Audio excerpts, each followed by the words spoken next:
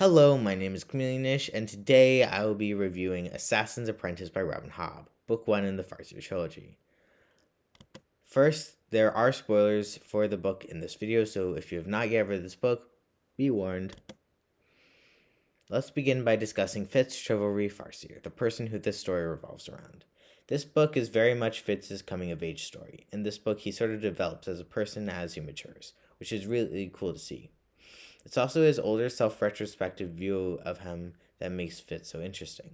Fitz is also interesting because of the way he's shaped by those around him. And also the people around him are pretty interesting and well-developed characters as well. Burke gives him an even greater love and respect for animals, yet sees the wit as something heinous and to be avoided at all costs, which makes him cruel and stubborn in the eyes of young Fitz. Chade is Fitz's teacher in the art of assassination and comes off as warm and knowledgeable. Yet in training a young boy to be an assassin, something Chade knows is a recipe for regret years later, he comes off as something completely different to the reader. Then we have Galen, who is cruel and terrible, yet part of his hatred towards Fitz is chivalry's use of the skill on Galen when he was younger. Verity is interesting. He's far from a perfect man and honestly doesn't make for the best prince. Yet judging solely off of character, he's one of the most morally sound people in this book.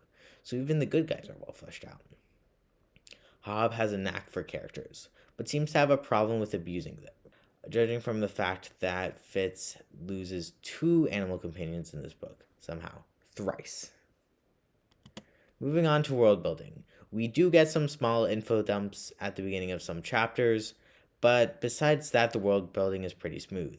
We learn mostly about Buckkeep and some of the politics going on there, and its ruling family, the Farseers.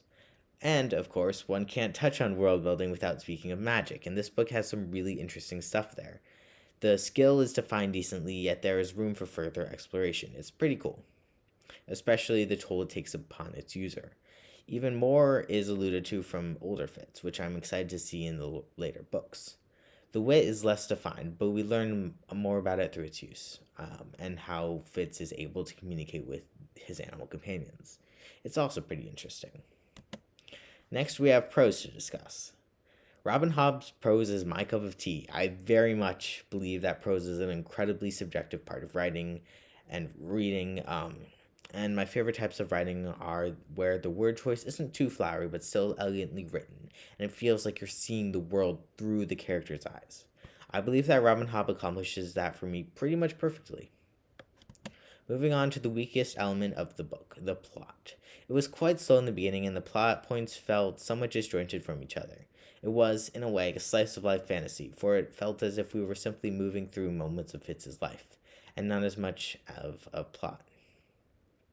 However, I do think that the ending was quite interesting despite the story not building up to it. Overall, this book earns a 5 out of 5 for Fitz alone. It stays at a 5 thanks to the other characters, world building, and prose balancing out the plot. This book was excellent, in other words. And thank you for watching. Till next time, good